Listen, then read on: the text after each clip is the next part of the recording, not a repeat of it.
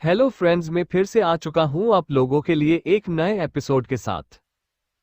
तो hello guys, मैं हूं राज और आप लोग देख रहे हैं राज द स्टोरी।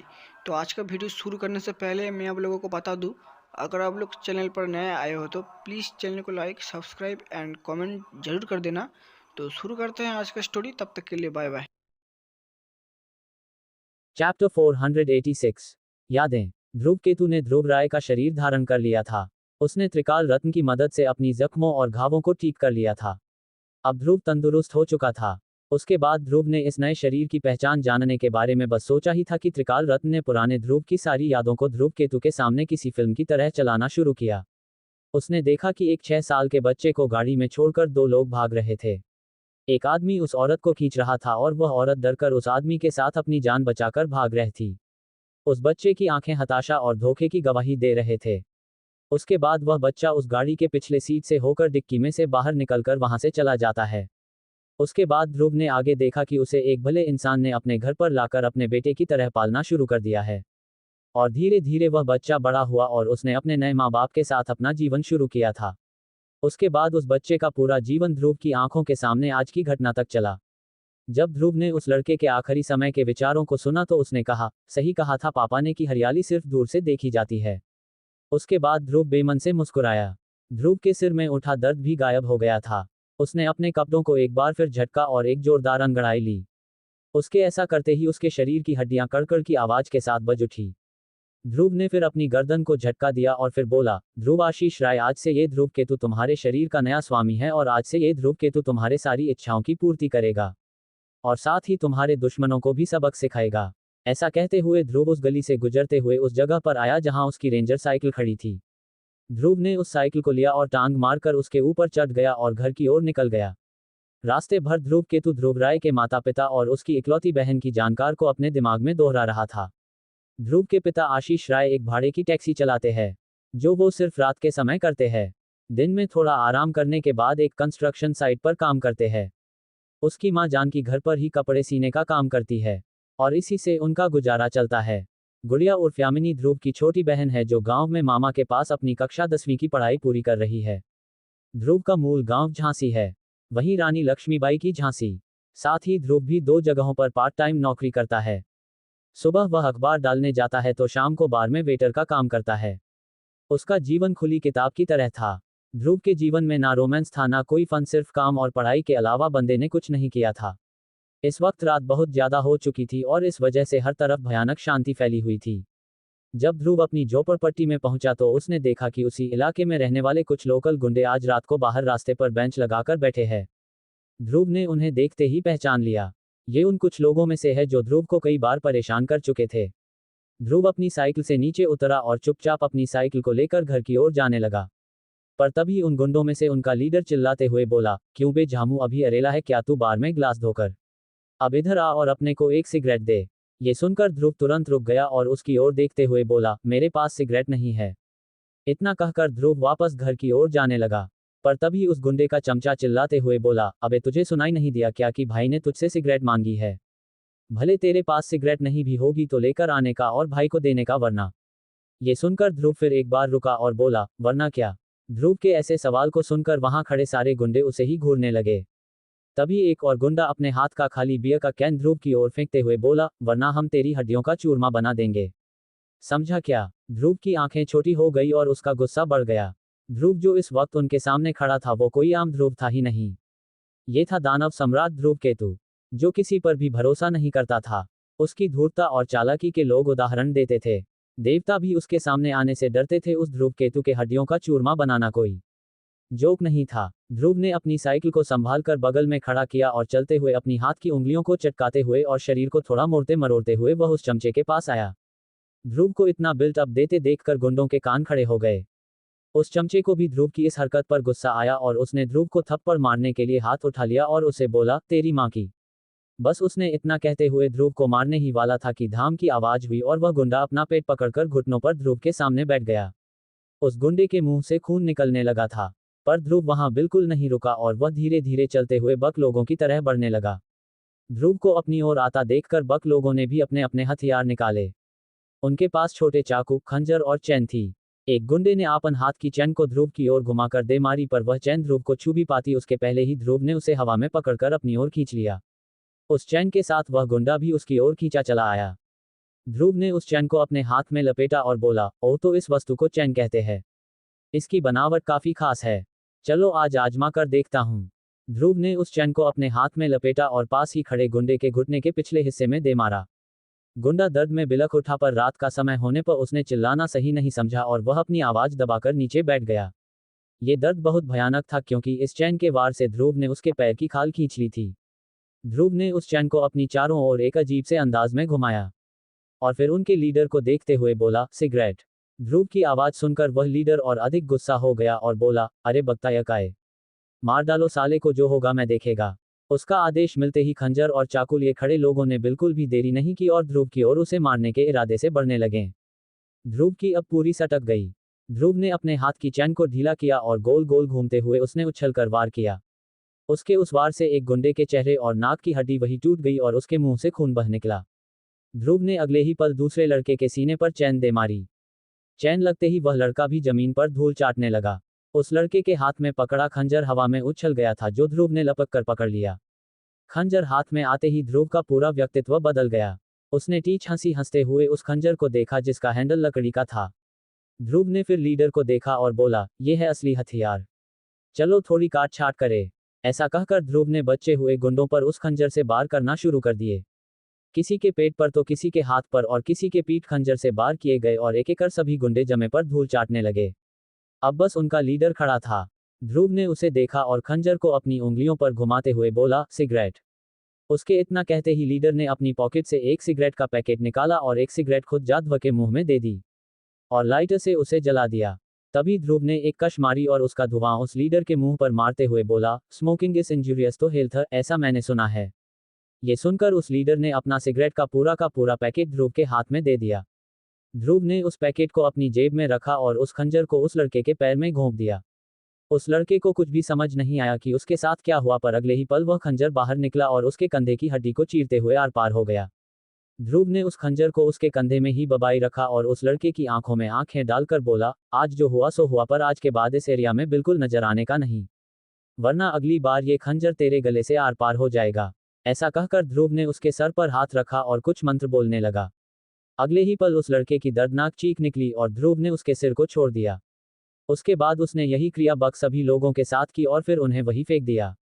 दरअसल ध्रुव ने उनकी उससे मिलने से पहले से लेकर अब तक की सारी याददाश्त मिटा दी थी और उनकी सारी मेमोरीज को कॉपी भी कर लिया था।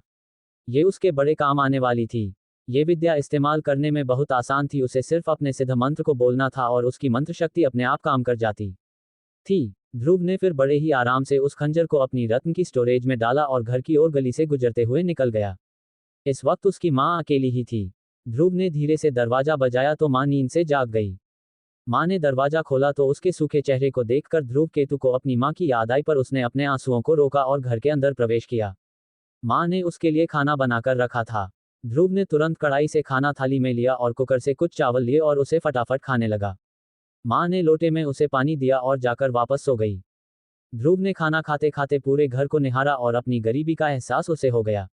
उसने थाली से आखिरी निवाला उठाया और हथेली पर पकड़कर खुद से ही कहा, मैं दानव सम्राट ध्रुव केतु आज से मेरी पूर्व पहचान का त्याग करके मेरे नए जीवन की शुरुआत करता हूँ। अब मैं एक मानव बनकर जीऊंगा और मुझे मौका मिले तो मैं उन दानवों का खुद संहार करूंगा।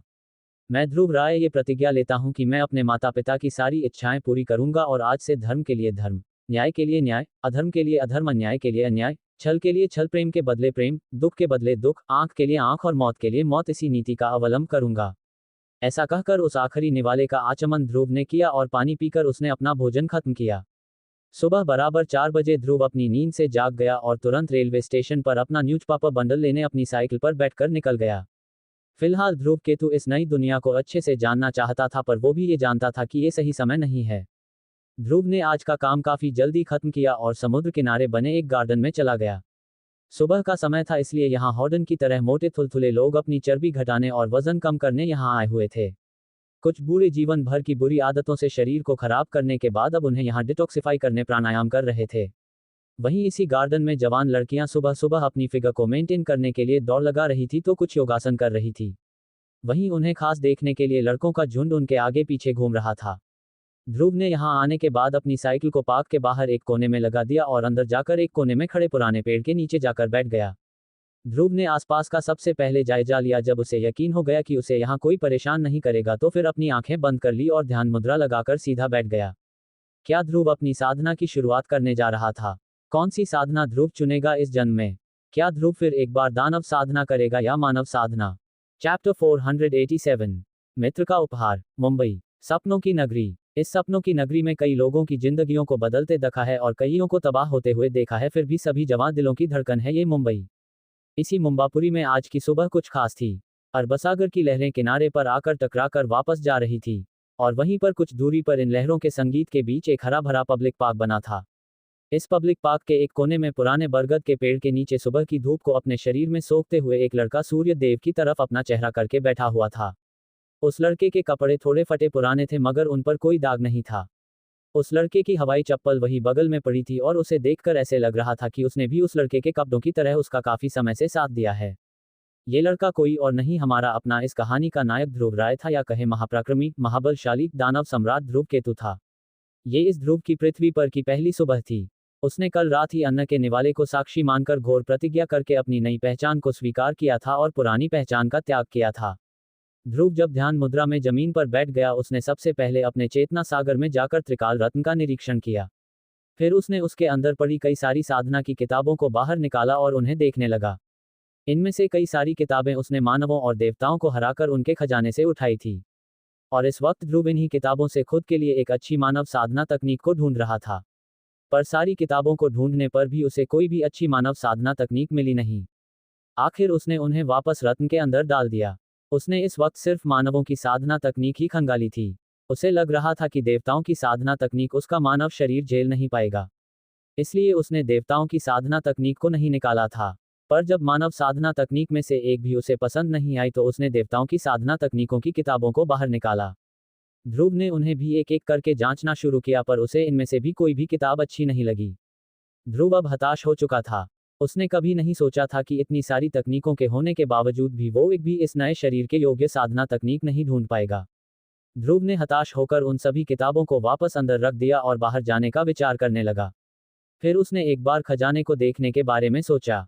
उसने ऐसे खजानों को इसके अंदर रखा था जिनके बारे में कोई नहीं जानता था। ध्रुव ने सारे खजानों को अपने चेतना सागर में से बाहर निकाला और उन्हें एक एक करके जांचने लगा। पर उसने तुरंत ही महसूस किया कि ये सारे खजाने आध्यात्मिक ऊर्जा के बिना उसके किसी काम के नहीं है। तभी उसकी नज़र एक बंद बक्से के ऊपर पड़ी जिसे उसने कभी नहीं खोला था। उस बक्से के ऊपर उसका नाम उकेरा गया था, पर ध्रुव ने कभी भी इसे खोलकर नहीं देखा था। उसने उस बक्से को हाथ में पकड़ा और उस पर हाथ फेरकर कुछ याद करने लगा। ध्रुव को ये बक्सा उसके एक मित्र ने दिया था। ध्रुव के सामने उसका चेहरा तुरंत किसी तस्वीर की तरह घूम गया। उसका ये मित्र एक देवता था, या कहे एक इंसान से देवता बना था। उसका नाम था विराट, जो एक उच्च कोटि का योद्धा था। विराट ने एक दिन जब ध्रुव एक आम दानव सैनिक से एक दानव सम्राट बना तो उसे ये बक्सा उसे तोहफे के रूप में दे दिया था। उसने इसे देते वक्त कहा था, मित्र ध्रुव, इस बक्से के अंदर मेरे जीवन और मेरे देवता बनने का रहस्य कैद है। जब तुम भविष्य में ऐसी अवस्था में पहुंचो जहां तुम्हें कोई और मार्ग ना दिखाई दे तो इसे खोलना और तुम्हें तुम्हारा मार्ग मिल जाएगा। उस वक्त ध्रुव ने इस बात पर विशेष ध्यान नहीं दिया था। उसने तो ये भी सोचा था कि इस बक्से में कोई दुर्लभ शस्त्र रखा होगा जो जीवन और मृत्यु के द्वार पर भागने के लिए काम आएगा। पर अपनी शक्तियों पर भरोसा होने के कारण ध्रुव ने इसे फिर कभी हाथ नहीं लगाया और अपने रत्न के अंदर इसे रख दिया था। आज ध्रुव को एहसास हुआ कि आज वो ऐसी ही स्थिति में पहुंचा है।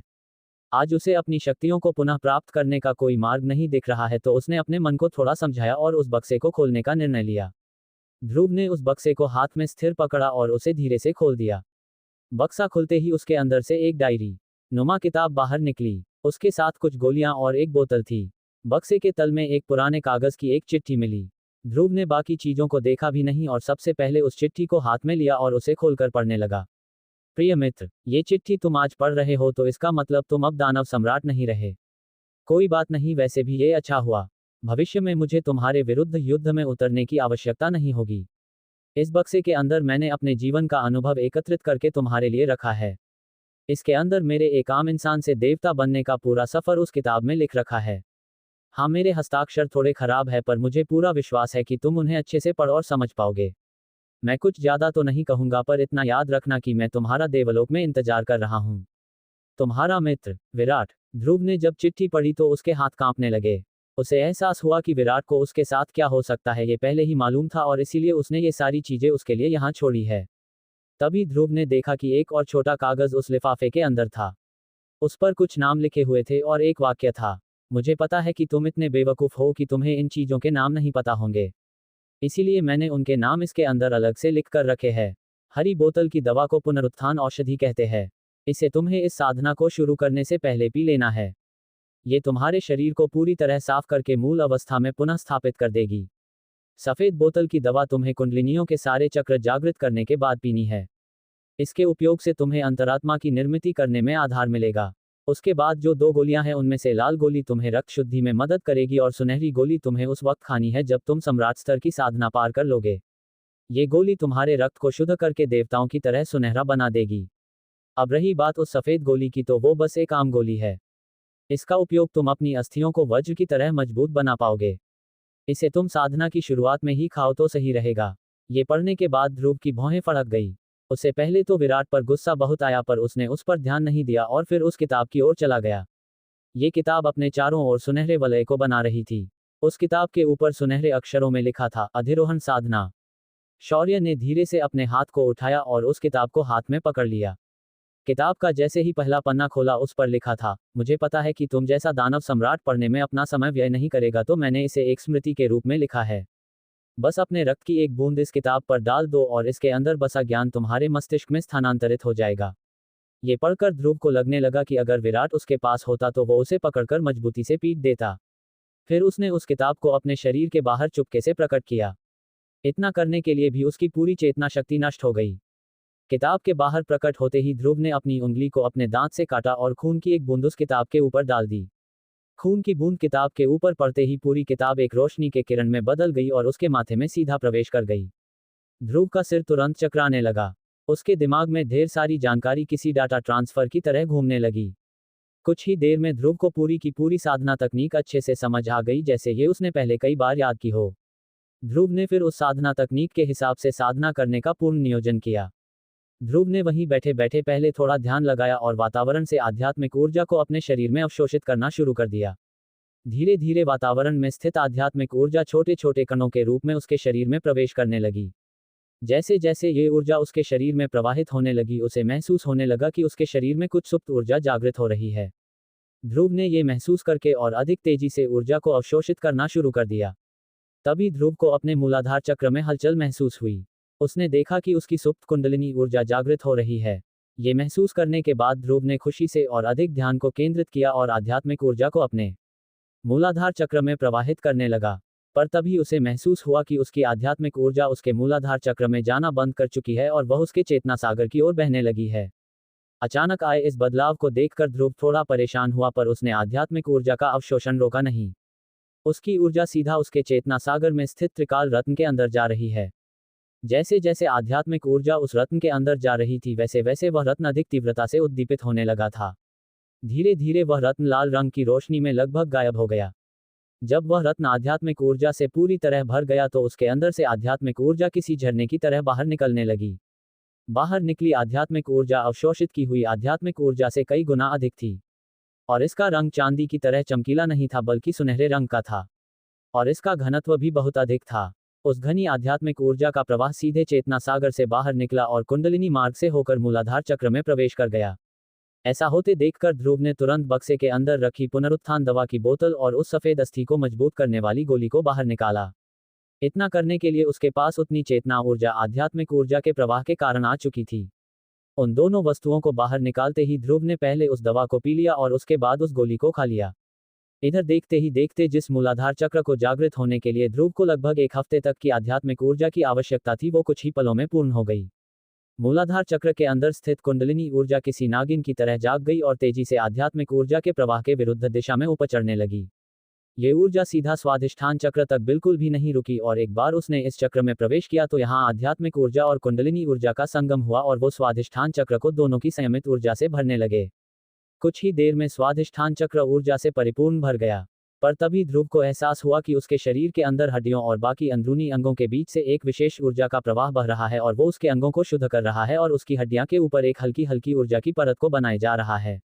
इसकी वजह से बीच साधना में थोड़ा बहुत दर्द महसूस होने लगा था, पर शौर्य ने उस ओर ध्यान नहीं दिया और अपनी साधना को जारी रखा।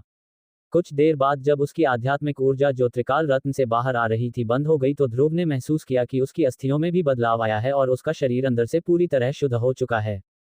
पर अगले ही पल उसे एहसास हुआ कि उसे किसी चीज की गंध आ रही है जो उसे उसकी ध्यान अवस्था से बाहर लेकर आई। उसने झट से अपनी आंखें खोली और आसपास देखा और फिर अपने शरीर को देखा। उसके शरीर के ऊपर काले रंग का गंदा तरल एकत्रित हुआ है और ये दुर्गंध इसी तरल से आ रही है। ध्रुव ने फिर आसपास देखा और पाया कि वहां कोई नहीं है तो उसने तुरंत अपने पॉकेट में हाथ डालकर मोबाइल और वॉलेट को निकाला और बगल में रख दिया और उसके ऊपर अपनी हवाई चप्पल रख दी ताकि किसी की उस पर नजर ना पड़े। फिर उसने अपने मैले कपड़ों के साथ ही बगल में उफन रहे समुद्र में छलांग लगा दी। ध्रुव एक दानव सम्राट था जिसने आग के दरिया में स्नान किया था, उसके लिए ये पानी का समुद्र कुछ भी नहीं था। ध्रुव ने लहरों का उपयोग किया और अपने शरीर को और कपड़ों को स्वच्छ कर लिया। उसके लिए उसने अपनी कुछ हल्की जल की शक्तियों का भी प्रयोग किया। जब ध्रुव समुद्र से बाहर नहाकर निकला तो वो पूरी तरह बदल चुका था। पुनरुत्थान औषधि और अस्थि मजबूत करने वाली गोली ने अपना काम कर दिया था। उसकी लंबाई पहले से 4 इंच अधिक बढ़ गई थी। उसके अंदरूनी अंग नए जन्मे बच्चे की तरह बिल्कुल साफ हो चुके थे। उसकी त्वचा निखर गई थी और उसका शरीर सुडौल और मस्क्यूलर लग रहा था। ध्रुव ने बाहर आने के बाद तुरंत उस पार्क से बाहर जाना सही समझा। उसने जल्दी जल्दी में अपना वॉलेट और मोबाइल उठाया और हवाई चप्पल को पहनकर तेजी से बाहर निकल आया और टांग मारकर अपनी साइकिल पर सीधा घर की ओर निकल गया। घर आकर ध्रुव ने नमकीन पानी में भीगे कपड़ों को उतारा और अच्छे साफ सुथरे कपड़ों को पहना। उसकी माँ आज ध्रुव को चुपचाप देख रही थी। ध्रुव आज उसे बदला बदला सा लग रहा था। ध्रुव ने माँ के हाथ की चाय पी और फिर ब्रह्मदेव की मूर्ति को देखा, पर आज उसने उस पर पानी नहीं चढ़ाया, सिर्फ हाथ जोड़े और मन ही मन कहा, आपकी सेवा करने वाला आपके पास आ चुका है ब्रह्मदेव, उसका ख्याल रखना। ध्रुव उसके बाद अपनी बैग लेकर कॉलेज के लिए निकल गया। उसने जाते वक्त सिर्फ अपनी माँ को एक नज़र देखा और बोला, माँ बस कुछ दिन और मैं आपको महल में रखूंगा। क्या ये नया ध्रुव निभा पाएगा एक बेटे की जिम्मेदारी? क्या ध्रुव अपनी साधना में सफल हो पाएगा? क्या है ये अधिरोहण साधना? चैप्टर 488 बिछड़ों का मिलन। अधीरा जो काल घाटी की स्वामिनी मानी जाती थी, उसने आते ही वैभव नाम के स्वर्ग के दंडाधिकारी को मौत के घाट उतार दिया और नंदक साम्राज्य को बचा लिया। पर जब उसकी नजरें शौर्य पर पड़ी तो उसने बिना देर किए शौर्य के सामने विवाह का प्रस्ताव रख दिया। इस समय में आने के बाद शौर्य के लिए ये दूसरा विवाह प्रस्ताव था। शौर्य वैसे भी इससे काफी ज्यादा परेशान हो चुका था। उसे एक तो शेरा को खोज निकालना था और अपने समय में वापस जाने का मार्ग ढूंढना है, पर इस वक्त उसे बार बार ये खूबसूरत लड़कियां विवाह प्रस्ताव रखकर उसका ध्यान भटका रही थी। शौर्य ने अधीरा के प्रस्ताव पर थोड़ा विचार किया और फिर शांति से आगे बोला, देवी अधीरा, मैं आपके प्रस्ताव से काफी प्रभावित हूं, पर मुझे किसी शक्तिशाली महिला का पति बनकर उसके पल्लू से बंध कर रहना पसंद नहीं। इसीलिए मैं फिलहाल आपके इस प्रस्ताव को स्वीकार नहीं कर सकता, पर हाँ, आपके पिता काल ऋषि से मिलने के बाद मैं आपको मेरा सही जवाब दे दूंगा। ये सुनकर अधीरा का खूबसूरत चेहरा पहले उतर गया, पर जब शौर्य ने ये कहा कि फिलहाल वो विवाह प्रस्ताव नहीं स्वीकार करेगा पर भविष्य में इस पर जरूर विचार करेगा, तो उसकी आंखों से गई हुई चमक वापस आ गई। ऊपर से शौर्य की उससे पिता से मिलने की बात सुनकर अधीरा और अधिक उत्साहित हो गई। अगर आप मेरे पिता से मिलना ही चाहते हैं तो इतना विचार क्यों करना, चलो मैं आपको अभी ले चलती हूँ। तभी शौर्य ने अपना हाथ उठाया और अधीरा को रोकते हुए कहा, नहीं, मैं अभी आपके साथ नहीं जा सकता क्योंकि मैं फिलहाल किसी को ढूंढ रहा हूँ। अगर आप मुझे उसे ढूंढने में मदद करती है तो मैं आपके साथ जरूर चलूंगा। ये सुनकर अधीरा ने शौर्य को अजीब नजरों से देखा। उसके मन में हलचल मची हुई थी, क्योंकि उसका दिमाग उसे बता रहा था कि शौर्य किसी लड़की को ढूंढ रहा होगा। एक अजीब सी जलन की भावना अधीरा के मन में जगह ले रही थी, पर फिर भी अधीरा ने खुद को शांत किया और बोली, क्या आप जिसे ढूंढ रहे हैं वो कोई खास है? इस पर शौर्य ने सोचते हुए शेरा को कल्पित किया और उसके सामने शेरा की अजीब सी टपोरी भाषा और उसकी हरकतें किसी फिल्म की तरह चलने लगी और उसके चेहरे पर एक स्मित प्रकट हुआ। फिर शौर्य ने अधीरा की देखते हुए कहा, हाँ, आप कह सकती है कि वो बेहद खास है। वो मेरे से अभिन्न है और उसका मेरे जीवन में अपार महत्व है। और वो शौर्य को ऐसे शेरा की तारीफ करते देखकर अधीरा, जो ऊपर से शांत दिखाई दे रही थी, उसके मन में जलन का तूफान उफान मारकर सभी सीमाओं को तोड़ने की कोशिश कर रहा था। उसकी जलन की भावना अधीरा के चेहरे पर प्रकट होने में अधिक समय नहीं लगा और अधीर ने दांत भींचते हुए शौर्य की बात को बीच में ही काटते हुए कहा, हाँ, मैं समझ गई कि वो आपके लिए कितनी महत्वपूर्ण है, पर मेरे पास आपकी इस प्रेमिका को ढूंढने के लिए बिल्कुल भी समय नहीं है और ना ही मेरे लोगों के पास। अगर आप अपने इस साथी को ढूंढना चाहते हैं तो खुद ही ढूंढे और मेरे पिता से मिलने के बारे में सोचना भी मत। मेरी आपको और आपकी इस प्रेमिका के लिए हार्दिक शुभकामनाएं। जैसे ही शौर्य ने अधीरा की बात को सुना उसका चेहरा तुरंत हैरानी से भर गया और फिर अचानक शौर्य किसी रावण की तरह हंसने लगा और बोला, आप भी कमाल करती है देवी अधीरा। आपने खुद ही अंदाजा लगा लिया कि मैं जिसे ढूंढना चाहता हूं वो मेरी प्रेमिका ही होगी। कोई बात नहीं, मैं आपको बता दूं कि मैं अपने कुत्ते को ढूंढने की कोशिश कर रहा हूं, कोई लड़की को नहीं। और आप काल ऋषि की पुत्री है तो आपको कुछ बातें उन्होंने पहले ही बता दी होगी। जैसे ही शौर्य की बात खत्म हो गई अधीरा जो इतनी देर से जलन और गुस्से से धधक रही थी उसका गुस्सा और जलन पल भर में गुब्बारे से निकली हवा की तरह फूस हो गए। उसका चेहरा इस गलत फहमी की वजह से एकदम किसी टमाटर की तरह लाल हो गया था। अंत में अधीरा ने गहरी सांस ली और माफी भरे स्वर में बोली, ओह, मुझे माफ करना, मैंने अपनी कल्पना को कुछ ज्यादा ही खुला छोड़ दिया। मैं आपको इस कुत्तेहा की ढूंढने के लिए जरूर मदद करूंगी।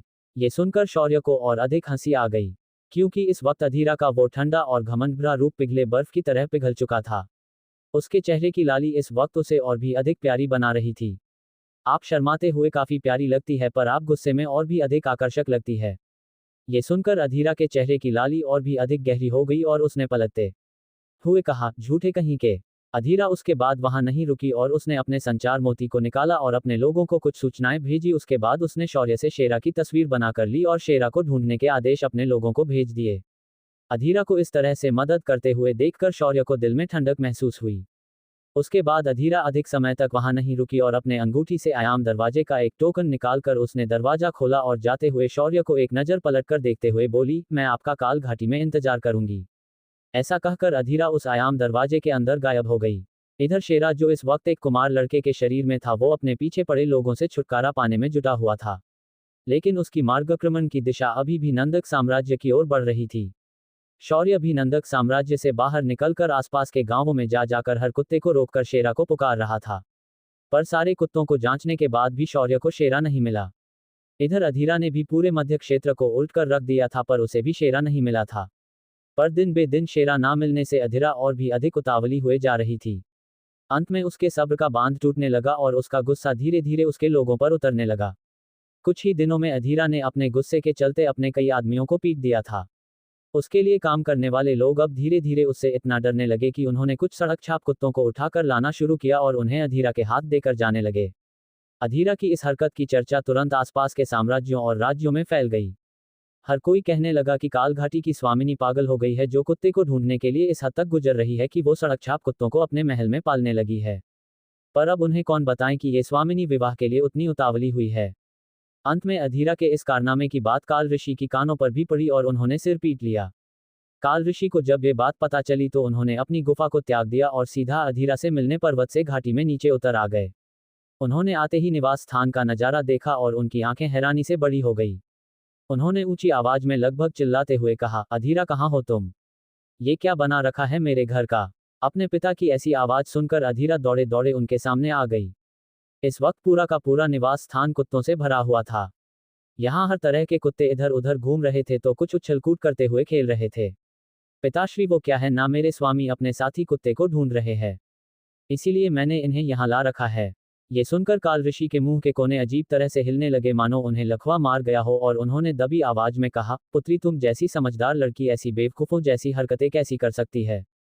तुम्हें पता है कि वो कुत्ता शूरभैरव का साथी है तो वो कोई आम कुत्ता थोड़े ही होगा। ऊपर से वो भविष्य से इस समय में आया है। अगर वो सिद्ध दिव्य जानवर होगा तो क्या वो श्वान शरीर में यहाँ प्रकट हुआ होगा क्या? ये सुनकर अधीरा की आंखें अचानक से बड़ी हो गई और मानो उसे कोई साक्षात्कार हुआ हो और वो किसी सपने से अचानक जाग गई हो। उसने गहरी गहरी सांसें लेते हुए आखिरकार खुद को शांत किया और अपना माथा पीट लिया। हे प्रभु, क्या मैं उन्हें देखने के बाद सारंसार वैचारिक क्षमता खो बैठी थी क्या जो मैंने ऐसा किया? फिर उसने अपने पिता के पैरों को छूकर उनसे माफी मांगी और फिर अपने संचार मोती को निकालकर बोली, अभी के अभी इन कुत्तों को जहां से लाए थे वहां छोड़कर आओ। और हाँ, अभी से ऐसे इंसान या दिव्य जानवर को ढूंढो जिसका नाम शेरा हो। इतना कहकर अधीरा ने संपर्क काट दिया। इधर अधीरा के महल के बाहर एक युवा लड़का अपना सिर घुटनों में डालकर बैठा था और बार बार कह रहा था, हे भगवान, ये कैसे लोग हैं? अपन ने उन्हें कई बार बताया कि अपनी शेरा है पर साला ये लोग मुझे पागल समझकर हर बार यहाँ से भाग देते हैं। बस अब बहुत हुआ, अपन सीधा अपने भाई को ढूंढने निकल जाएगा। अच्छा होता अपन किसी कुत्ते के शरीर में प्रवेश कर जाता। ऐसा कहकर उस लड़के ने ना दिखाई देने वाले काल्पनिक आंसुओं को पोंछा और दृढ़ निश्चय के साथ खड़े होते हुए कालघाटी से बाहर निकलने लगा। तभी प्रवेश द्वार से एक और लड़का लापरवाही से टहलते हुए उसकी ओर बढ़ रहा था। शेरा ने भी उस लड़के को देखा और उसे वो चेहरा कुछ जाना पहचाना लगा, पर इस वक्त शेरा के दिमाग में सिर्फ शौर्य को ढूंढने का जुनून था। जैसे ही शेरा उस लड़के के पास से गुजरा, आदत के मुताबिक शेरा ने अपने हाथ को तेजी से चलाया और उस लड़के के हाथ की भंडारण अंगूठी को छीन लिया। अपने हाथ में आए अंगूठी को देखकर शेरा के चेहरे पर एक चौड़ी मुस्कान फैल गई, पर जैसे ही उसने उसे अपनी उंगली पर पहनने के लिए हाथ को देखा तो पाया कि उसकी उंगली पर पहनी चारों अंगूठियां गायब हो गई थी। शेरा का मुंह एकदम से बिगड़ गया। उसके ओंठों के कोने गुस्से की वजह से मूड गए और उसने तुरंत पलटकर उस लड़के की ओर देखा। अब इस वक्त जो लड़का प्रवेश द्वार से आ रहा था उसने भी शेरा को देखा और उसके शरीर को अच्छे से जांचा, लेकिन उसकी आंखें भी चमक से भर गई जब उसकी नजरें शेरा की उंगलियों पर पहनी 4 चमकदार उच्च स्तरीय अंगूठियों पर पड़ी। उस लड़के ने भी जानबूझकर शेरा के पास जाना शुरू किया और अपनी हाथ की सफाई से शेरा के हाथ की चारों अंगूठियां को उसे बिना पता चले चटका लिया। पर जैसे ही वो खुश हो रहा था कि उसे 4 अंगूठियां मिली है, पर जब उसने अपनी अंगूठी को ढूंढा उसका चेहरा पीला पड़ गया क्योंकि उसकी अपनी अंगूठी गायब थी। उस लड़के ने भी एक ही समय अपना सिर घुमाया और शेरा को देखा और इस वक्त शेरा भी आंखों में गुस्सा लिए उस लड़के को देख रहा था। दोनों ने अपनी उंगलियों को एक दूसरे की तरफ उठाया और लगभग एक ही समय में एक दूसरे का उद्धार करने लगे। साले भेड़ चोर कहीं के, तुमने मेरी अंगूठी चुराई है, आज मैं तेरी हड्डी पसली एक कर दूंगा, तेरी माँ का साकिना का। जब दोनों ने अपनी रटी रटाई हमेशा की गलियों को एक साथ दोहराया तो दोनों आश्चर्य और हैरानी से एक दूसरे को देखने लगे। शेरा ने सबसे पहले इस पर प्रतिक्रिया दी और लगभग रोते हुए शौर्य की गोदी में उछल पड़ा और उसके मुंह को आदत के हिसाब से चाटने लगा और बोला, भाई भाई भाई, फाइनली तुम अपन को मिल गया साला, वरना पता नहीं वो लोग मेरा पत्ता कब कट कर देते। ऊपर से यहाँ की वो स्वामिनी अधीरा और उसके आदमी मेरी फोटो लेकर मुझे ढूंढ रहे थे और जब मैंने बताया कि अपनी शेरा है तो सालों ने मुझे बहुत मारा और मुझे हर जगह से सुझा दिया। शेरा को ऐसे खुद को चाटते हुए पाकर शौर्य को पहले तो अच्छा लगा, पर तभी उसने देखा कि शेरा उसके सामने एक इंसान के रूप में उससे लिपटा हुआ है, बिल्कुल किसी बिछड़ी हुई प्रेमिका की तरह। तभी कहीं से किसी ने ताना मारते हुए कहा, हे प्रभु, अब इतने दिन खराब आ गए हैं क्या जो इन लड़कों को लड़कियां नहीं मिल रही तो एक दूसरे से ही प्रेम कर बैठे। ये सुनते ही शौर्य का चेहरा लाल टमाटर की तरह हो गया और उसने शेरा को लगभग उठाकर पटकते हुए दूर फेंक दिया। शेरा को शौर्य का ये रिएक्शन अच्छा नहीं लगा और वो तुरंत अपने पैरों पर खड़ा हो गया।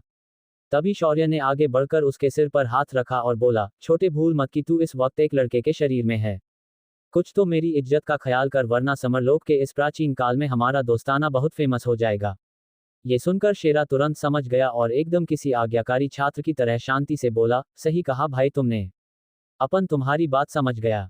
फिर अचानक शेरा उछल पड़ा और शौर्य के गले से लग गया और बोला, भाई फिर भी अपन तुमको बहुत मिस किया यार, अपन की तो हवाईच निकल गई थी, अब अपन तुमसे एक पल भी दूर नहीं होगा। फिर शेरा को कुछ याद आया और शौर्य से अपना चेहरा थोड़ा दूर करते हुए बोला, वैसे ये काल घाटी की स्वामिनी का क्या चक्कर है, वो मुझे ऐसे क्यों पागलों की तरह ढूंढ रही है। अपन को तो याद नहीं कि अपन का किसी काल घाटी के स्वामिनी से चक्कर था। और हाँ, आज के समय में मैंने सुना था कि इस लड़की ने अखंड संन्यास धारण किया था और समय समय पर स्वर्ग के देवताओं के अधिकारों को चुनौती देती थी। ये सुनकर शौर्य ने सबसे पहले चिपकू शेरा को खुद से दूर किया और बोला, काल घाटी की स्वामिनी मेरे साथ विवाह करना चाहती है, लेकिन तब मैंने उसे तुम्हारे बारे में बताया था, पर उस वक्त मुझे भी नहीं पता था कि तुम किसी मानव शरीर में अवतरित होगे। इसीलिए मैंने उसके सामने शर्त रखी थी कि अगर वो तुम्हें ढूंढने में मेरी मदद करेगी तो मैं विवाह के बारे में बात करूंगा। इसीलिए वो आज तक तुम्हें कुत्ते के शरीर में ढूंढ रही थी। ये सुनकर शेरा को ऐसे लगा मानो किसी ने उसके स्वाभिमान को लात मारी हो।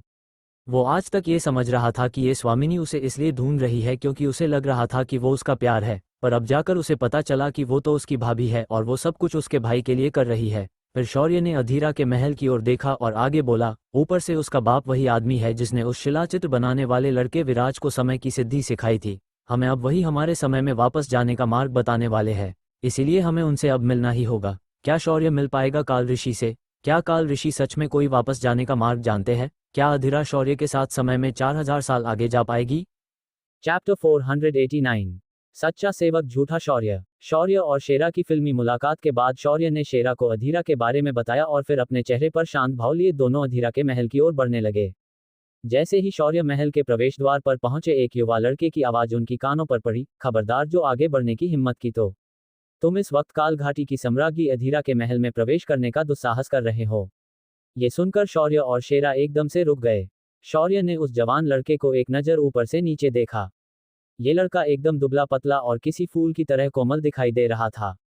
उसके लंबे बाल उसे और भी अधिक आकर्षक बना रहे थे। उसका चेहरा किसी मॉडल से कम नहीं था। मानो अगर उसका सीना सपाट ना होता तो वो एक खूबसूरत लड़की कहलाने के लायक होता। शौर्य ने शांति से अपना हाथ आगे किया और बोला, मित्र, मेरा नाम विराज रायजादा है। मैं आपकी स्वामिनी अधीरा से परिचित हूँ। आज मैं यहाँ उनसे कुछ जरूरी बात करने आया हूँ। ये सुनकर उस लड़के ने तुरंत हाथ में भाला प्रकट किया और बोला, यह असंभव है। हमारी स्वामिनी किसी भी गैर मर्द से कभी भी बात नहीं करती। इस तरह उन पर लांछन लगाना बंद करो। मैं तुम्हें आखिरी मौका देता हूँ। जल्द से जल्द यहाँ से चले जाओ। ये सुनकर शौर्य के चेहरे के भाव बदल गए।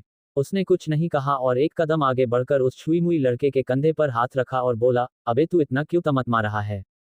तेरी हरकतों देखकर लग रहा है कि तुझे लगता होगा कि मैं तेरी स्वामिनी को यहाँ से भगाकर लेने आया हूँ। ये सुनकर उस लड़के के चेहरे के भाव थोड़े बदल गए, पर इस बार शौर्य ने उसकी आंखों में हल्की सी कुटिलता महसूस की। शौर्य आगे कुछ समझ पाता उससे पहले ही उस लड़के ने शौर्य के हाथ को कंधे से पकड़ लिया और एक दर्दनाक चीख के साथ चिल्लाया, स्वामिनी मुझे बचाओ, यहाँ ये घुसपैठियों मुझे मारना चाहता है। ऐसा कहकर उस लड़के ने शोर मचाना शुरू किया और तभी बिजली की तेजी से अधीरा प्रवेश द्वार पर प्रकट हुई और उसने बिना सोचे समझे शौर्य पर हमला कर दिया। शौर्य ने भी तेजी से खुद को बगल में हटा लिया और अधीरा का वार खाली गया। अधीरा अगला हमला करने जाने ही वाली थी कि उसकी नज़र जाने पहचाने चेहरे पर पड़ी। उसके हाथ और कदम दोनों ही तुरंत रुक गए। अधीरा की आंखें बड़ी हो गई और उसने हैरानी से पूछा, आप और यहाँ कैसे? तब तक इधर शौर्य भी सीधा खड़े होकर अपने हाथों को झटकते हुए बोला, आपकी याद आए और हम दौड़े चले आए, पर आपका ये कुत्ता मुझे देखते ही काटने दौड़ा और मेरे हाथ को पकड़कर चिल्लाने लगा। ये कहते हुए शौर्य के चेहरे पर एक मुस्कान थी, पर उसकी आंखों में उस लड़के को मारने की तीव्र इच्छा छलक रही थी। अधीरा ने ये सुना तो उसने एक नज़र उस कमजोर दिखने वाले लड़के पर डाली जो आंसू भरी आंखों से उसे ही देख रहा था। फिर अधीरा ने शौर्य को देखा और बोली, मान्यवर, आपको मेरे इस सेवक से माफी मांगनी चाहिए। मेरा ये सेवक कभी भी असत्य नहीं कह सकता। अगर इसने मुझे पुकारा था यानी उसके प्राणों पर संकट आए थे।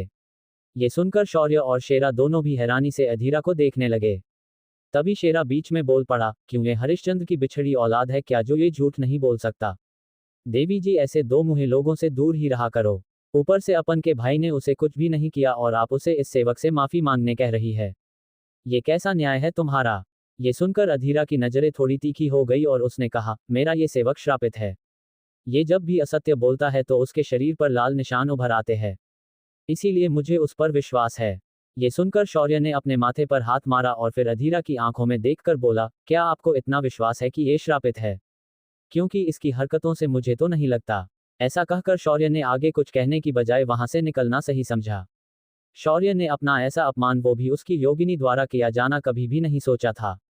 शौर्य अपनी जगह से पीछे मुड़ा और बोला, मैंने आपको जिस कुत्ते को ढूंढने के लिए कहा था वो मुझे मिल गया है।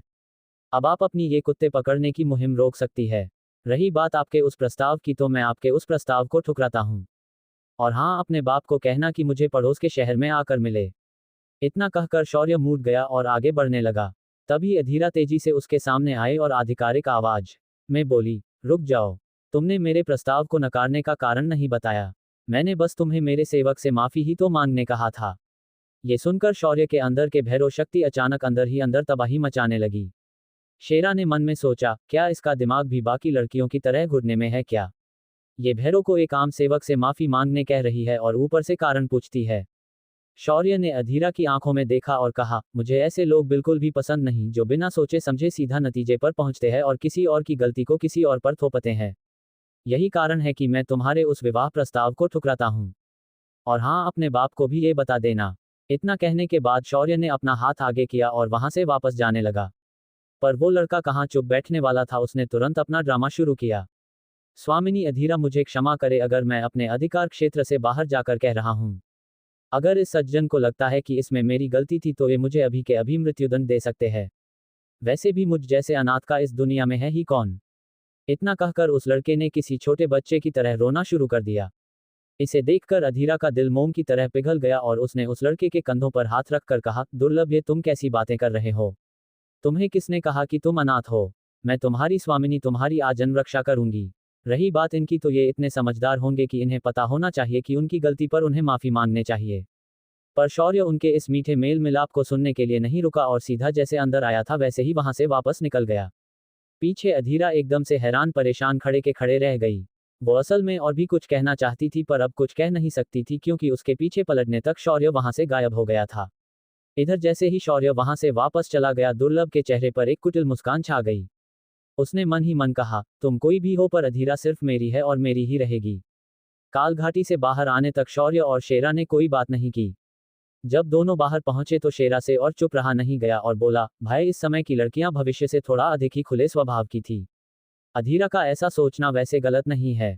उस लड़के के लिए उसके दिल में जरूर स्थान होगा। ये सुनकर शौर्य ने हंसते हुए कहा, जिस तरह धराकुल बुरा था वैसे ही ये धराकुल की योगिनियां भी बुरी और कम दिमाग की निकली। चलो कोई बात नहीं, अब हमें वापस जाने का कोई दूसरा रास्ता ढूंढना होगा। मुझे अब इस काल ऋषि पर कोई भरोसा नहीं रहा। मुझे नहीं लगता कि वो बुढ़ा अपनी बेटी के साथ ऐसा होने के बाद हमें वापस जाने में मदद करेगा। ऐसा कहने के बाद शेरा को लेकर शौर्य आसमान में उड़ गया और पड़ोस के शहर की ओर निकल आया। ये शहर कम एक बंदरगाह ज्यादा था। इस शहर का नाम डुमरी था। ये इस काल का सबसे बड़ा व्यापारी बंदरगाह था। दूर क्षेत्रों के व्यापारी जहाज सागर से यहाँ आते थे। दवाएं, औषधियां, हथियार और कई चीजों की यहाँ यातायात होती थी। शौर्य ने यहाँ आते ही एक होटल का कमरा लिया और वहां आराम करने रुक गया। इधर शौर्य के ऐसे जाने के बाद भी अधीरा को लग रहा था कि शौर्य एक छोटी सोच का इंसान है। उसने भी अब ठान ली थी कि जब तक शौर्य उससे यहाँ आकर माफी नहीं मांगेगा तब तक वो उसे माफ नहीं करेगी। पर उसे क्या पता कि शौर्य कोई आम चीज नहीं। अगर उसने किसी से रिश्ता तोड़ने की सोची तो स्वयं ब्रह्मदेव भी उसे जोड़ नहीं सकते। वो तो उसकी खुशनसीबी थी कि आज शौर्य ने उसके कान नहीं बजाए थे। 2 दिन देखते देखते बीत गए पर शौर्य का कोई आता पता नहीं था। अधीरा अब धीरे धीरे बेचैन होने लगी। तब जाकर उसे याद आया कि शौर्य ने जाते जाते उसे कहा था कि उसके पिता को उससे मिलने के लिए पड़ोस के शहर में भेज दे। ये बात याद आते ही अधीरा दौड़कर सीधा काल ऋषि के सामने पहुंच गई और उसने उन्हें सारी बात बता दी। कैसे शौर्य ने दुर्लभ को प्रताड़ित किया और कैसे उसने शौर्य को उससे माफी मांगने कहा। पर जैसे जैसे काल ऋषि उसकी बात सुन रहे थे वैसे वैसे उनका चेहरा काला पड़ रहा था। अंत में जब शौर्य के पलट कर जाने की बात कही, काल ऋषि ने अपने बगल में रखा कमंडल उठाया और सीधा अधीरा के सर पर दे मारा। उसके सिर से खून की धारा बह निकली। काल ऋषि ने गरजते हुए कहा, बेवकूफ लड़की, तुम्हें ये अच्छे से मालूम है कि वो एक शूर भैरव है, भविष्य का भैरव। वो भैरव है जो कभी गलत नहीं हो सकता, दनपानी भैरव, और तुमने उसे आज माफी मांगने के लिए कहा। तुम्हें पता भी है कि वो कभी भी गलती नहीं कर सकते। अभी के अभी मेरे साथ चलो और भैरव के पैरों में गिरकर उससे माफी मांगो, वरना तुम्हारा योगिनी बनना तो दूर, तुम अपने और मेरे भी प्राण ले लोगी। क्योंकि मैंने उसे इस समय रेखा में तुम्हारे लिए साक्षात काल भगवान के विरुद्ध जाकर बुलाया है। ये सुनकर अधीरा अपनी जगह पर स्तब्ध रह गई। उसे अब इस बात की गहराई का एहसास होने लगा और उसके हाथ पैर ढीले पड़ गए। पर फिर भी उसने अपनी बात आगे रखते हुए कहा, पर दुर्लभ कभी भी असत्य नहीं बोल सकता पिताश्री। उसे सत्य वचन कहने का श्राप है। बचपन से वो मेरे साए में पला है। ये सुनकर काल ऋषि ने सीधे हाथ से एक थप्पड़ अधीरा के गालों पर जड़ दिया और बोले, अरे बेवकूफ लड़की, क्या तुमने उसे उस श्राप से जुड़ते देखा है? क्या तुम्हें पता भी है उसके बारे में? 12 साल की उम्र में तुम उसे यहाँ लेकर आई थी ना? तो उसे तो अच्छे से पता होगा कि उसके माता पिता कौन है, पर उसने तुम्हें कभी बताया था? ये सुनकर अधीरा ने तुरंत जवाब दिया, उसके माता पिता की तो मृत्यु हो गई थी, पर उसने खुद उनके नाम बताने से मना किया क्योंकि उनकी याद से उसके सिर में दर्द होता है। ये सुनकर काल ऋषि ने अपना माथा पीट लिया और बोले, अरे बेवकूफों की माँ, अगर उसके माता पिता का नाम लेने से उसके सिर में दर्द होता है तो उनके बारे में बात करने से क्यों नहीं होता?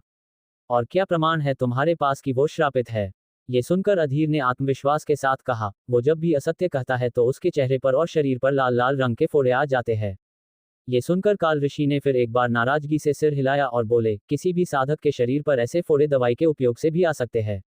भरिंग बूटी के तेल से भी उसके शरीर पर ऐसे छाले आ सकते हैं। ये सुनकर अचानक अधीरा के दिमाग की घंटी बजी और उसने दबी आवाज में बड़बड़ाते हुए कहा, क्या वो गंध भरिंग बूटी के तेल की थी? ऐसा नहीं हो सकता। दुर्लभ ऐसा क्यों करेगा? उसे इससे क्या मिलेगा? अधीरा बड़बड़ाते हुए वहां से जाने लगी, पर तभी पीछे से काल ऋषि ने उसे रोकते हुए कहा, अब कहाँ जा रही हो? अभी के अभी मेरे साथ चलो और शूर भैरव से माफी मांगो। तुमने जो काम किया है इसका दंड वो खुद तय करेंगे। ये सुनते ही अधीरा के चेहरे का रंग उड़ गया, पर उसने एक गहरी सांस ली और अपने मन को शांत किया।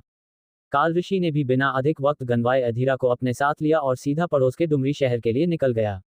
कुछ घंटों के हवाई सफर के बाद दोनों भी उस जगह पहुंच गए जहां उन्हें शौर्य मिल सकता था। इस वक्त शौर्य और शेरा शहर में खजाने ढूंढने और उन्हें इकट्ठा करने के लिए बाजार में घूम रहे थे। दूर दूर क्षेत्रों से लाई गई प्राचीन वस्तुएं एवं नई आधुनिक तकनीक से बनी वस्तुएं यहां बेची और खरीदी जाती थी। यहाँ आते ही शौर्य ने पूरे बाजार को अपनी दिव्य दृष्टि से स्कैन किया और कुछ खजानों को इंगित कर लिया। उसके बाद शेरा और शौर्य ने अपना खेल शुरू कर दिया। बाजार में जब भी शौर्य कोई चीज खरीदने जाता तो वो उस वस्तु का मूल्य बहुत ज्यादा कम करके मांगता और उसके बाद शेरा वहां आकर उस वस्तु की शौर्य के मूल्य से थोड़ा ज्यादा कीमत लगाकर उस वस्तु को खरीद लेता। दोनों ने इस तरह से पूरे बाजार में खरीदारी की, पर किसी को भी यकीन होने नहीं दिया कि ये दोनों मिले हुए हैं। भाई, इन लोगों को मामू बनाने में बहुत मजा आया। चल और कुछ बकरों को ढूंढते हैं। इस पर शौर्य ने आसमान की ओर देखा और फिर शांति से कहा, ना मुन्ना, आज के लिए हमें रुकना चाहिए क्योंकि कुछ मेहमान हमें मिलने आ रहे हैं। लगता है हमें वापस जाने का रास्ता जल्द ही मिल जाएगा। ये सुनकर शेरा की भी आंखें चमक गई और उसने उत्सुकता से कहा, क्या वो बुढ़ा इधर आ रहा है? लगता है उस पागल लड़की के दिमाग की बत्ती जल गई होगी। तभी आसमान से काल ऋषि और उसकी पुत्री अधीरा नीचे उतर आए। उन्होंने आते ही शौर्य को बाजार में टहलते हुए देखा और सीधा उसकी ओर प्रस्थान किया। लोगों से भरे बाजार के बीच दो लोग सीधा आकर शौर्य और शेरा के सामने खड़े हो गए। पर जैसे ही लोगों ने उन दो लोगों को पहचाना, पूरा बाजार जो अब तक खचाखच भरा था एकदम से खाली हो गया। उन सभी के सामने काल ऋषि और काल घाटी की स्वामिनी अधीरा खड़े थे। इनकी प्रसिद्धि पूरे सम्रलोक में थी। घमंडी स्वर्गीय देवताओं को ये दो लोग ही थे जो अच्छे से सबक सिखा सकते थे। भला उन्हें कौन नहीं पहचानता। शौर्य ने भी उन्हें एक नज़र देखा और फिर अपने हाथ पीछे बांधकर तंज भरी आवाज में कहा, क्या हुआ काल घाटी की स्वामिनी, आज यहाँ क्या मुझसे अपने सेवक से माफी मंगवाने के लिए अपने बाप को लेकर आए है? शौर्य के ये बोल किसी तीर की तरह अधीरा के दिल में लगे। अधीरा ने फिर भी अपने चेहरे के भावों को बदलने नहीं दिया। क्या शौर्य अधीरा को माफ कर देगा? क्या दुर्लभ कोई और चाल चलेगा? क्या होगी काल ऋषि की प्रतिक्रिया? चैप्टर 490 स्वर्ग के देवताओं की नाजायज औलाद। दुर्लभ की वजह से अधीरा ने शौर्य को एक सेवक से माफी मांगने के लिए कहा। अधीरा की इस हरकत से शौर्य और शेरा काफी नाराज हुए और काल घाटी से दोनों डुमरी बंदरगाह के लिए निकल आए। जब 2 दिन बीतने पर भी शौर्य से कोई खबर नहीं मिली, तब जाकर अधीरा को कुछ गलत होने का एहसास हुआ और अपने पिता से उसने बात करने की सोची। पर उसे मदद करने की बजाय काल ऋषि ने अधीरा को उसकी मूर्खता के लिए दंडित कर दिया। अंत में दोनों पिता पुत्री शौर्य से मिलने डुमरी शहर पहुंच गए। यहाँ आते ही शौर्य और शेरा ने अधीरा की टांग खींचने का मौका नहीं छोड़ा। पर इस बार अधीरा ने कुछ भी नहीं कहा और उनके इस तंज भरी बातों को उसने निगल लिया। अधीरा के सामने स्वर्ग के देवता भी अपना मुंह खोलने से कतराते हैं। पर शौर्य और शेरा ने उसका इतना अपमान किया, पर उसने कोई भी प्रतिक्रिया नहीं दी। जब शौर्य और शेरा अधीरा का अपमान पर अपमान किए जा रहे थे, तभी काल ऋषि आगे आते हुए दोनों हाथ जोड़कर शौर्य को नमन करते हुए बोले, भैरव, इस मूर्ख कन्या को क्षमा करे। भविष्य में ऐसी कोई गलती उससे नहीं होगी। ये सुनकर शौर्य के चेहरे पर एक तंज भरी मुस्कान आए और उसने कहा, तो इसके बाप होने के नाते आपको ये पता है कि ये मूर्ख है? शौर्य की ये बात सुनकर अधीरा ने अपनी मुट्ठियां भींच ली और उसने कहा, मुझे पता है कि मेरा आपके प्रति व्यवहार गलत था, पर आपने भी तो मेरे सेवक पर हाथ उठाने की कोशिश की थी। इसके बदले एक छोटी से माफी मांगना कहाँ गलत है? इतना सब कुछ होने के बाद भी जब अधीरा ने उस दुर्लभ को बचाने की कोशिश की, जिस वजह से शौर्य का मूड खराब हो गया, शौर्य ने तुरंत अपना हाथ उठाया और उल्टे हाथ से उसने अधीरा के गालों पर 5 उंगलियों के निशान दे डाले। शौर्य के थप्पड़ से अधीरा 2 कदम पीछे हट गई। उसकी आंखें बड़ी बड़ी हो गई और वो किसी हिंदी सीरियल के हीरोइन की तरह अपने गाल को पकड़कर शौर्य को घूरने लगी। तभी शौर्य ने ठंडी आवाज में अधीरा की आंखों में देखते हुए कहा, देवी अधीरा, जब आप पहले मुझसे मिलने आई थी तब मुझे लगा था कि आप सच में एक समझदार व्यक्ति होंगी। फिर आपने मेरे सिर्फ कहने पर पूरे समरलोक को उलट कर रख दिया, सिर्फ मेरे साथी को ढूंढने के लिए। पर जब मैं आपकी घाटी में पहुंचा तो आपका मेरे प्रति व्यवहार एकदम अलग प्रतीत हुआ। मुझे पता नहीं कि आप उस सेवक के प्रति इतनी रक्षात्मक क्यों हैं, पर आपने अपनी सद्सद विवेक को छोड़कर उस सेवक की बात पर विश्वास किया।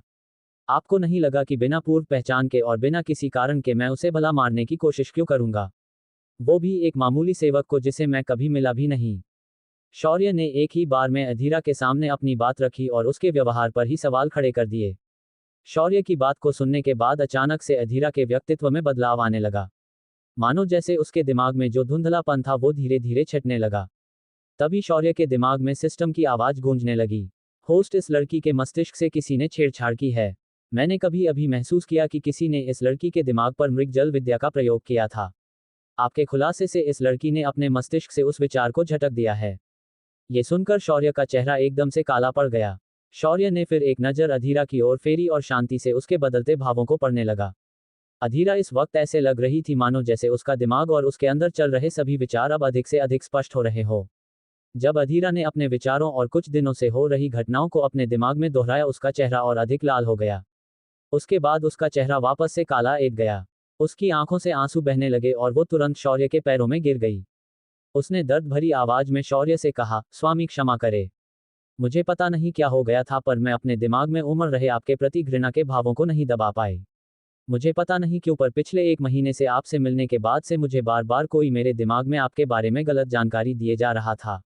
ये सुनकर शौर्य ने एक गहरी सांस ली और अधीरा के दोनों कंधों को पकड़कर खड़ा किया। फिर शांति से शौर्य ने एक नज़र काल ऋषि की ओर देखा, जो इतनी देर से अपने सामने हो रही घटनाओं को समझने की कोशिश कर रहे थे। अंत में उन्होंने एक गहरी सांस ली और बोले, लगता है मेरी पुत्री के ऐसे वर्तन के पीछे कुछ बड़ा कारण है। कोई तो है जो मेरी बेटी को गलत जानकारी देकर उसके व्यवहार को बदलने का प्रयत्न कर रहा है। ये सुनकर शौर्य ने सिर्फ हाँ में सिर हिलाया और अधीरा की आंखों में देखते हुए कहा, तुम्हारे दिमाग को सुरक्षित रखने के लिए मैं तुम्हारे मस्तिष्क में एक अभिमंत्रित बंधन लगाऊंगा। अगर कोई इसे तोड़ने की कोशिश करेगा तो मुझे तुरंत पता चल जाएगा और मैं तुरंत इस घटना के पीछे छुपे उस काया को ढूंढ लूंगा। ये सुनकर अधीरा के आंसू और तेजी से बहने लगे और उसने रोते रोते हुए कहा, स्वामी मुझे क्षमा करे। मुझे पता नहीं क्या हुआ था। स्वामी आप जो करना चाहे कीजिए, पर उन आवाज़ों और दृश्यों से मुझे छुटकारा दिलाए। ये सुनकर शौर्य ने हल्के अधीरा के माथे के बीच 2 उंगलियों को रखा और एक अभिमंत्रित शुद्ध आध्यात्मिक शक्ति से बनी मानसिक सारणी की रचना कर डाली। कुछ ही देर में अधीरा को महसूस हुआ कि उसके विचार अब उसके नियंत्रण में है। अधीरा ने ये महसूस करने के बाद खुद को शौर्य की बाहों में झोंक दिया। कुछ देर के लिए शौर्य हड़बड़ा गया, पर अंत में उसने सोचा, यहाँ अधीरा का कोई दोष नहीं है। वो किसी और के प्रभाव में आकर ऐसा बर्ताव कर रही थी। यही सोचकर अंत में शौर्य ने भी अपने दोनों हाथों को अधीरा की कमर की चारों ओर लिपट लिया। कुछ देर तक शौर्य की बाहों में अपने आंसू बहाने के बाद अधीरा शौर्य से दूर हो गई। तभी काल ऋषि ने कहा, लगता है जो कोई भी तुम्हें नियंत्रित करने का प्रयत्न कर रहा है उसका उद्देश्य मुझे कुछ अच्छा नहीं लग रहा। लगता है हमें हमारे सेवकों पर नजर रखनी पड़ेगी। तभी उस माले पर अचानक एक साया दौड़ते हुए आया। ये साया दुर्लभ का था। जैसे ही दुर्लभ उस माले पर पहुंचा, उसने तुरंत आगे बढ़कर अधीरा का हाथ पकड़ा और लगभग गिड़गिड़ाते हुए उसकी आंखों में देखते हुए बोला, स्वामिनी क्या आप ठीक है? जैसे ही मुझे पता चला कि आप इस लड़के से मिलने के लिए यहाँ आए हैं, वैसे ही मैं आपकी सुरक्षा के लिए सीधा काल घाटी से यहाँ आ गया। दुर्लभ की ये एक्टिंग देखकर शेरा ने अपना माथा पीट लिया और बोला, लो आ गई छमिया। खुद एक संत स्तर का साधक है और दैवीय स्तर के साधक की रक्षा करने की बात कर रहा है। भाई ये किस चक्की का आटा खाकर इतनी लंबी लंबी छोड़ रहा है? शेरा की इस बात पर किसी ने भी कोई प्रतिक्रिया नहीं दी। लेकिन शौर्य के दिमाग में सिस्टम दुर्लभ की पूरी स्कैन रिपोर्ट भेज रही थी। होस्ट दुर्लभ के शरीर में कृत्रिम नियंत्रक का वास है। ये वही शक्ति है जो बार बार अधीरा को भ्रमित कर रही है। ऊपर से इस शक्ति ने दुर्लभ की असली रक्त रेखा को छुपाया हुआ है। ये सुनकर अब शौर्य को झटका लगने की बारी थी। तभी सिस्टम ने आगे बताना शुरू किया, इस मामूली कृत्रिम नियंत्रक के दम पर ही वो इतने दिनों से अपने मन के अनुसार अधीरा के विचारों को नियंत्रित कर रहा था। अगर मैं गलत नहीं हूं तो इस लड़के की रक्त रेखा इंसानों की नहीं है, क्योंकि इसका असली रक्त सुनहरे लाल रंग का है, मानो आधा इंसान और आधा मानव हो। ये सुनकर शौर्य ने मन में कहा, अच्छा तो ये स्वर्ग के देवताओं की नाजायज औलाद है, पर ये अधीरा के पीछे क्यों पड़ा है? इस पर सिस्टम ने शांति से समझाते हुए कहा, अगर तुम इस समय में नहीं आते तो अधीरा अब तक इस लड़के के पाश में फंस जाती और इस नियंत्रक के उपयोग से सभी स्वर्गीय देवता इस लड़की की बलि चढ़ाकर उसके धरा योगिनी तत्व को छीन लेते। ये सुनकर शौर्य अब अंदर से हिल गया था। पर शौर्य के बड़ा झटका तो ये था कि अधीरा अब वापस अपने पुराने अवतार में आ चुकी थी और उसके विचारों को वापस धूमिल किया जा चुका था। ये देखकर अब शौर्य का दिमाग हिल गया। अधीरा उसे आगे कुछ कहती उससे पहले ही शौर्य अपनी जगह से गायब हो गया और उसने सीधा दुर्लभ के माथे को अपने पंजों में दबा लिया। एक दर्दनाक चीख के साथ दुर्लभ कराहते हुए घुटनों में झुक गया, पर शौर्य ने उसके सिर की पकड़ ढीली नहीं की। शौर्य ने एक शैतानी मुस्कान के साथ कहा, आत्मा संशोधन। उसके इतना कहते ही सफेद रंग की ऊर्जा किरणें सीधा दुर्लभ के दिमाग में चली गई। दुर्लभ कुछ समझ पाता उससे पहले ही उसकी सारी स्मृतियां शौर्य के दिमाग में सोख ली गई। ऊपर से शौर्य ने इस बार इस्तेमाल की हुई तकनीक काफी घातक थी। इसके उपयोग से जितनी स्मृतियां छीनी गई है वो उस व्यक्ति के दिमाग से गायब हो जाती है। तभी अचानक दुर्लभ के शरीर को एक लाल रंग की परत ने घेर लिया और धातुरूपी गंध हर तरफ फैल गई।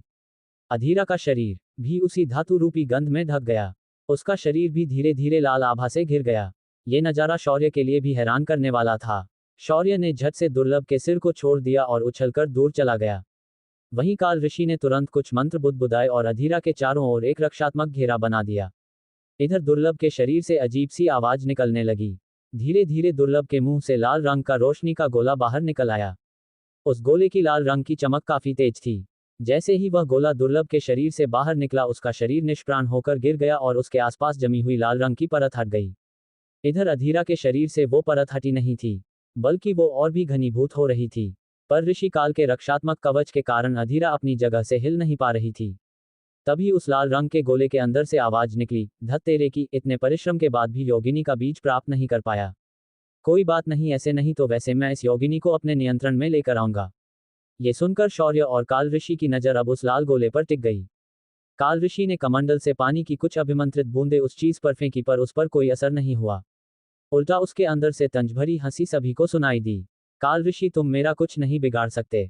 तुम्हें समझना चाहिए था कि हम स्वर्गीय देवताओं के विरुद्ध जाने का क्या परिणाम होता है।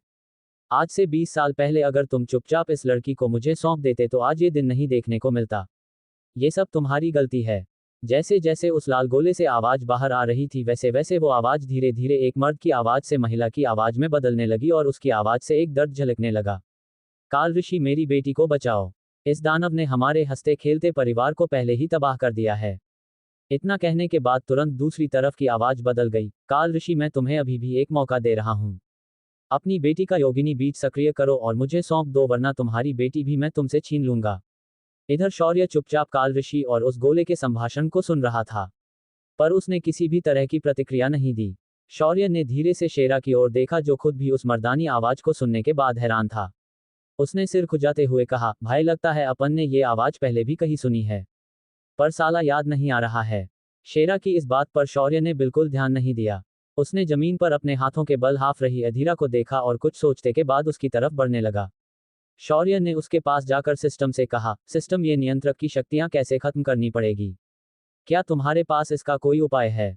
ये सुनकर सिस्टम ने तुरंत शौर्य के सामने एक पारदर्शी पटल खोला और उसके ऊपर अधीरा के शरीर की सारी जानकारी एकदम साफ साफ दिखाई देने लगी। शौर्य ने गौर किया कि अधीरा के मस्तिष्क में एक पारदर्शी जीव लाल रोशनी से चमक रहा था।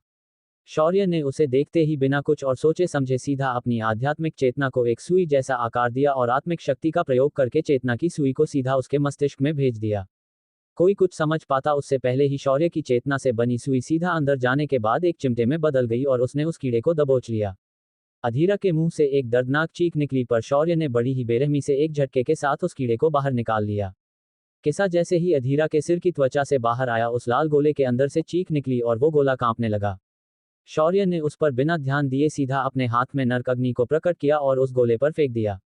देखते ही देखते वो गोला राख में बदल गया। शौर्य ने उसके बाद दुर्लभ की लाश को भी भस्म कर दिया। सब कुछ करने के बाद शौर्य कोने में रखी कुर्सी पर जाकर बैठ गया। उसके सामने काल ऋषि हैरानी और आश्चर्य के साथ उसे देख रहे थे, वहीं अधीरा फर्श पर लेटकर हाफ रही थी। उसके शरीर के चारों ओर घिरी लाल आभा नष्ट हो चुकी थी। अधीरा ने अपनी सुंदर पलकों को हल्के से उठाया और शौर्य को निहारने लगे। इस बार उसकी आंखों में कोई घृणा या हीन भावना नहीं थी। शौर्य ने अपने सामने रखी मेज से सोमरस का प्याला उठाया और एक घंट लेकर अपनी जुबान को बजाया और बोला, मजा आ गया यार। इधर काल ऋषि ने आधार देकर अधीरा को उठाया और शौर्य के सामने आकर खड़े हो गए। शौर्य ने उन्हें एक नजर देखा और फिर काल ऋषि से कहा, काल ऋषि, मुझे बाकी चीजों से कोई लेना देना नहीं है। मुझे बताओ कि मेरे अपने समय में वापस कैसे जाया जाए। इस पर काल ऋषि ने एक नजर शौर्य और शेरा को देखा और फिर अधीरा को देखा, फिर हिचकिचाते हुए कहा, शूरभैरव, मैंने अपने प्रभु के आशीर्वाद से भविष्य को देखा है। मेरी एक ही स्वार्थी इच्छा थी कि मैं अपनी पुत्री को आपके उस भविष्य में आपके कंधे से कंधा मिलाकर खड़ा करूं। इसके लिए मैंने खुद कई सालों तक तपस्या की और ब्रह्मदेव से धरा तत्व की योगिनी का बीज प्राप्त किया था। मेरी पत्नी एक स्वर्गीय देवता है और उसका जुड़वां भाई जिसे ये बीज चाहिए था, उसने मेरी पत्नी को कैद कर लिया था। पर उसे क्या पता कि ये बीज मैंने अपनी पुत्री के शरीर में रखा था। पर मेरे साले ने अपने शरीर को त्याग दिया और अपनी बहन के शरीर पर नियंत्रण प्राप्त किया और वो उसके शरीर से उस बीज को निकालने गया, पर जब उसे पता चला कि बीज वहां नहीं है तो वो वापस अपने शरीर में जाना चाहता था, पर मैंने जल्दबाजी में उसके शरीर को नष्ट कर दिया, जिससे अब वो मेरी पत्नी के शरीर में कैद हो गया है। ये सुनकर शेरा ने बीच में ही कहा, ओ चाचा, अपने को तुम्हारी कहानी से कोई मतलब नहीं है, अपन को वापस जाने का मार्ग बताओ। क्या काल ऋषि शौर्य को वापस जाने का मार्ग बता देगा? क्या काल ऋषि अपनी पत्नी को बचाने के लिए शौर्य की मदद मांगना चाहता है? क्या शौर्य सच जानने के बाद अधीरा को स्वीकार करेगा?